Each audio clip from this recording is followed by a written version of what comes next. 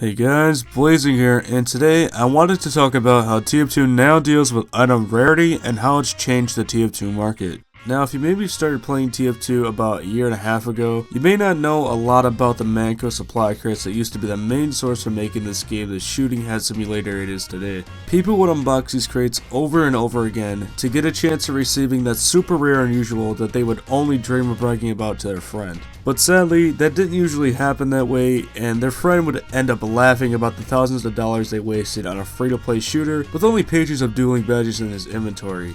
Luckily, the people that did end up unboxing unusuals get the slightest chance of getting to pick the hat they wanted. And if it ended up being a bad hat, it could have probably been a bad reaction, as knowing you didn't make your money back from unboxing this ultra rare item. But fast forward to summer of 2015, where Valve introduces the Gunmetal update with cases and not crates this time around. TF2 was given the CSGO treatment for the first time, and items now had a color-coded rarity range that went from Mercenary, which was blue, and Elite, which was red. Now there were lower tiers, such as Consumer Grade, but that was only for the contracts and not the cases.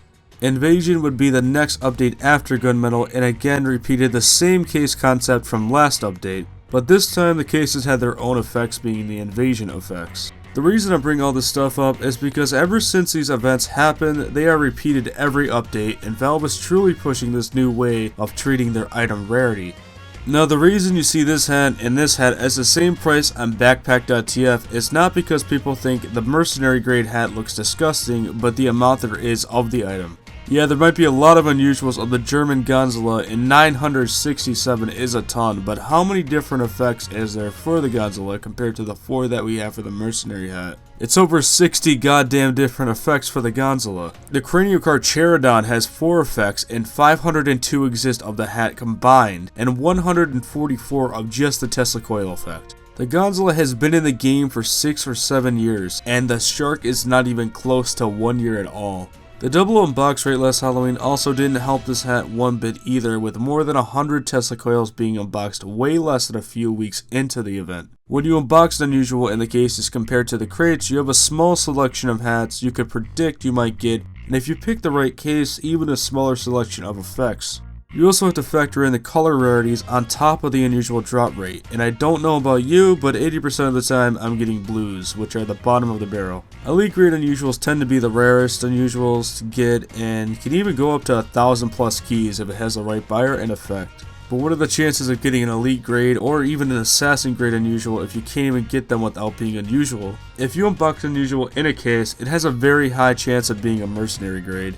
And also because there's usually a small variety of effects to go with them, they will be flooding the market. And if it's not that rare, and there's hundreds of the same one, what's the point of it being expensive and worth tons of keys? This could also just be the TF2 team wanting unusuals to be more accessible for more players. So if you just want to enjoy the game and have a cool looking hat without having to worry about spending too much, just pick up a cheap mercenary grade hat. Yeah, it might not be much of a one-of-a-kind item, and you might even come across people that have the same exact hat. It's still unusual and still looks nice. And if you're a big TF2 trader type of person and want to go for the elite grade and assassin grade items, those are also options if you have the time and keys, that is. What do you guys think of this transition in item rarity? Do you think it was a good idea on Valve's part, or do you like the old ways of unboxing crate 20s for those burning team captains? Tell me in the comments below, and don't forget to leave a like if you enjoyed. See you guys next time. Goodbye.